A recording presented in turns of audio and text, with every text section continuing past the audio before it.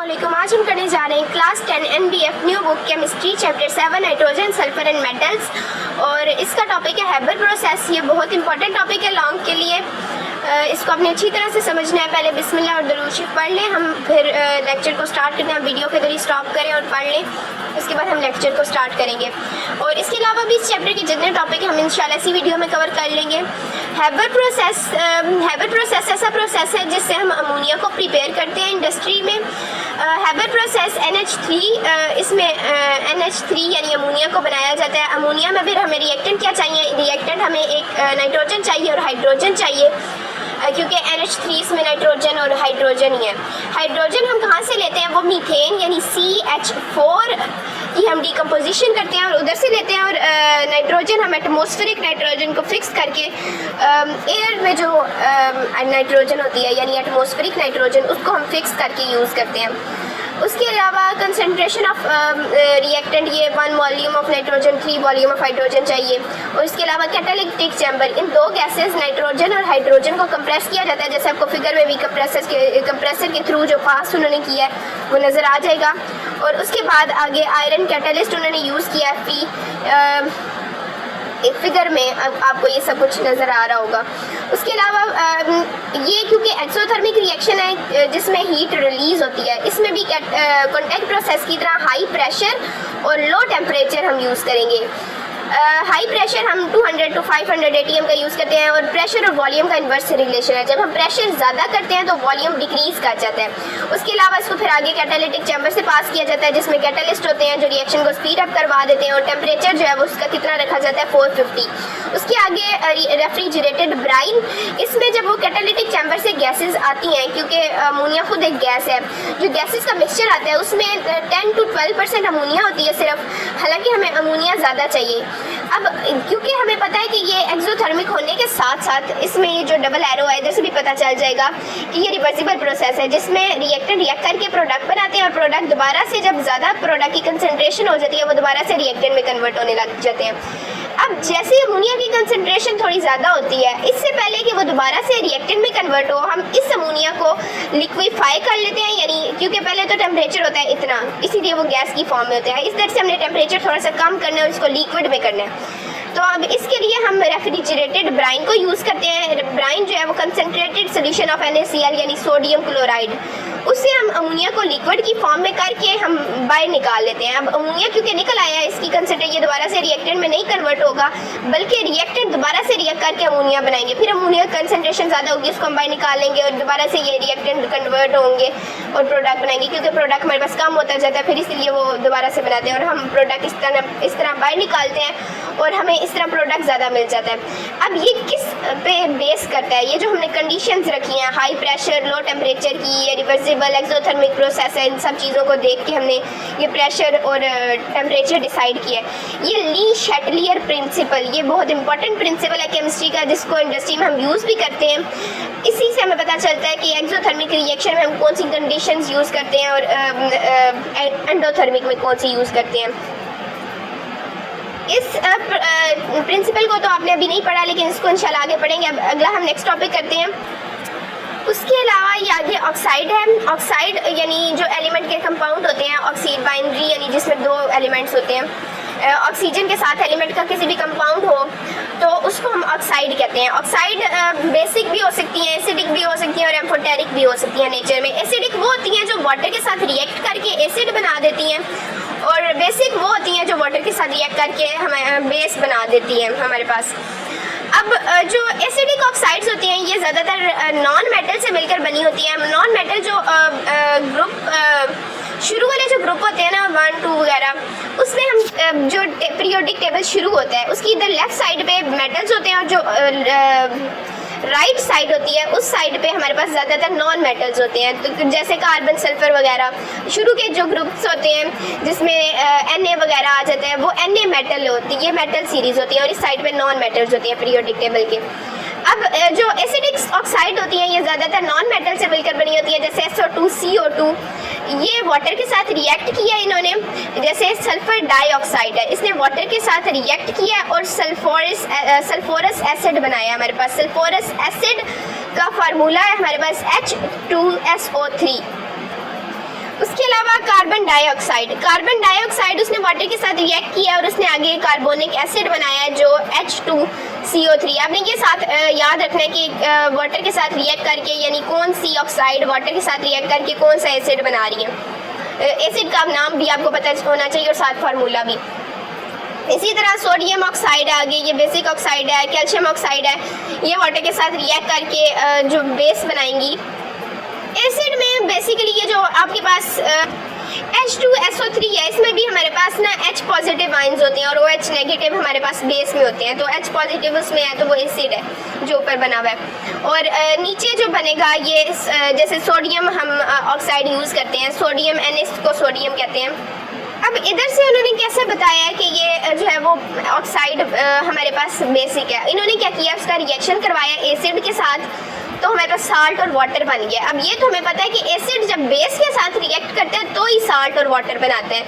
तो इसीलिए उन्होंने इस ऑक्साइड को एसिड के साथ रिएक्ट करवाया है। तो इसका मतलब ये खुद बेसिक है नेचर में और इसके रिजल्ट में हमारे पास साल्ट बन गया और वाटर बन गया। यही नीचे इन्होंने किया है कैल्शियम ऑक्साइड के साथ, इसका वाटर के साथ रिएक्शन पहले करवाया है और फिर वाटर के साथ इन्होंने हमारे पास बना दिया बेस CaOH का होल स्क्वायर कैल्शियम हाइड्रोक्साइड। और उसके बाद इन्होंने इसका एसिड के साथ रिएक्शन करवाया और साल्ट और वाटर बना दिया। और उसके बाद एम्फोटेरिक एसिड और बेस दोनों की तरह बिहेव कर सकती हैं, यानी ये दोनों के साथ रिएक्ट कर जाती हैं। एसिड के साथ भी इन्होंने रिएक्शन करवा के दिखाया हुआ है और बेस के साथ भी। और ये भी ज़्यादातर जो है ना कुछ स्पेशल मतलब कह लें या कुछ खास मेटल्स होते हैं उनकी ऑक्साइड्स होती हैं। ये दोनों की तरह मतलब दोनों के साथ रिएक्ट कर सकती हैं, एसिड के साथ भी और बेस के साथ भी। तो इसलिए इनके पास एसिडिक और बेसिक दोनों प्रॉपर्टीज़ होती हैं। उसके अलावा इन्होंने आपने रिएक्शन को बैलेंस कर लेना है। जैसे हम ये वाला इसको देख लेते हैं, जैसे Al2O3 और 6HCl है। अब यहाँ पर हमारे पास Al2 है तो इधर भी हमारे पास 2 है, हमने 2 इसके साथ लगा लिया तो इसका मतलब 2 Al है, एल्यूमिनियम है। उसके अलावा 3 2s are 6 तो Cl हमारे पास इधर 6 है तो इधर भी हमारे पास Cl 6 है। उसके अलावा क्या रह गया है, O रह गया और H रह गया। 3H2O यानी H यहाँ पर 3 2s are 6 हो जाएगा, 6 हमारे पास H भी है और उसके अलावा 3O भी है। 3O ये बैलेंस हो गई है। बैलेंस कर लेना रिएक्शन को, रिएक्शन की तो अब जितनी प्रैक्टिस करेंगे उतना ही आपको आएगा।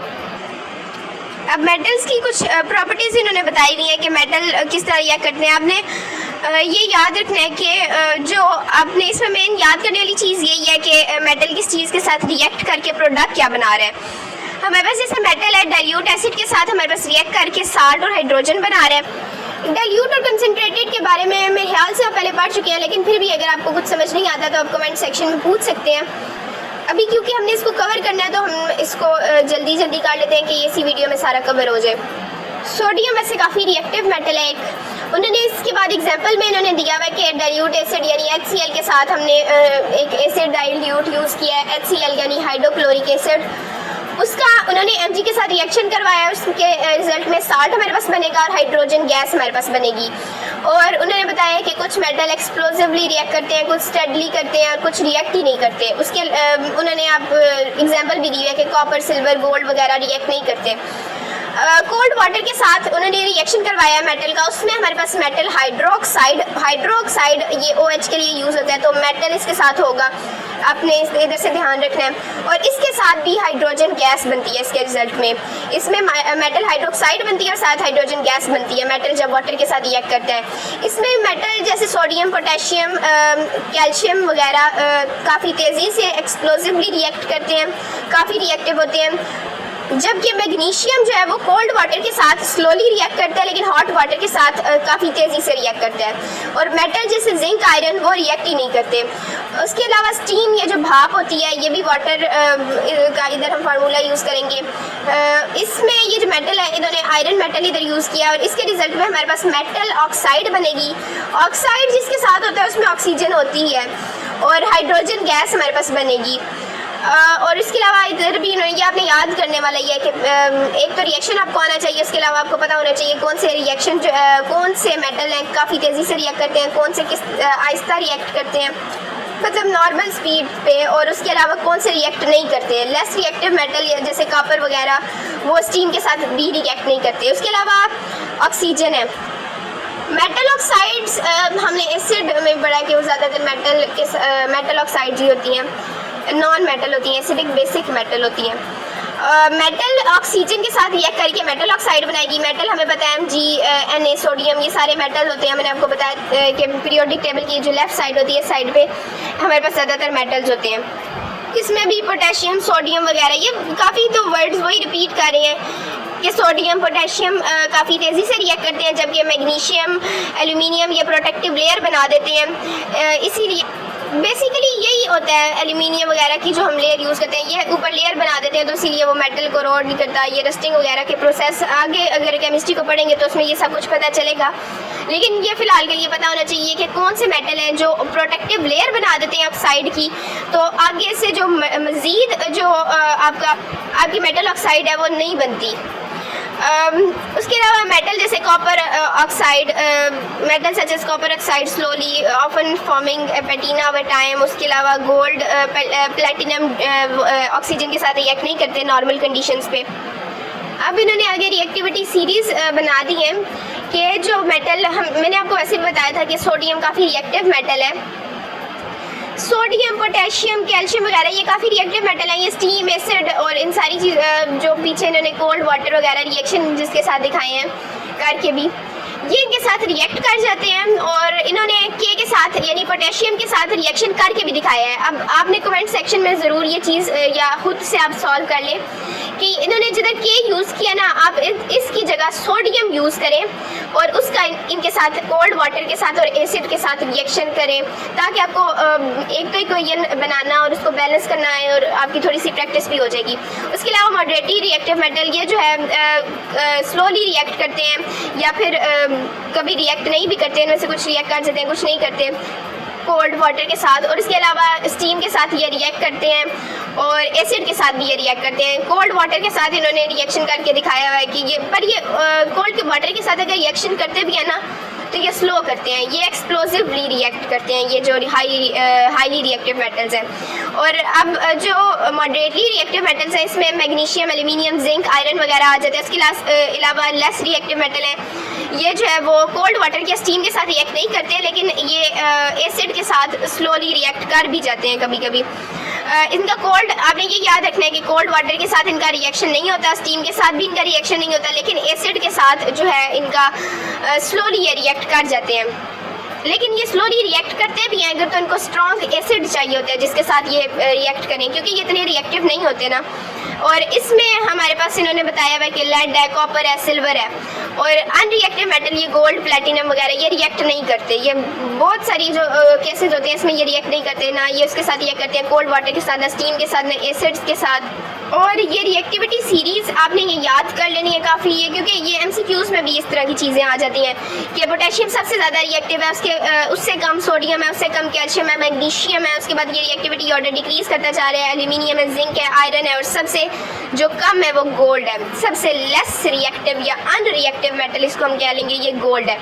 और इधर हमारा ये चैप्टर कंप्लीट होता है, क्योंकि आगे ये एक्टिविटी वगैरह दी हुई है। ये मुझे नहीं लगता कि इतनी इंपॉर्टेंट चीज़ है, लेकिन अगर आपको फिर भी एक बार आप इसको पढ़ के देख लें, अगर इसमें आपको फिर भी लगता है कि कोई समझने वाली चीज़ है तो आप मुझे बता दें। और मिलते हैं आप नेक्स्ट वीडियो में। आपको ये वीडियो अच्छी लगी हो तो चैनल को सब्सक्राइब करें, वीडियो को लाइक करें। अल्लाह हाफिज़।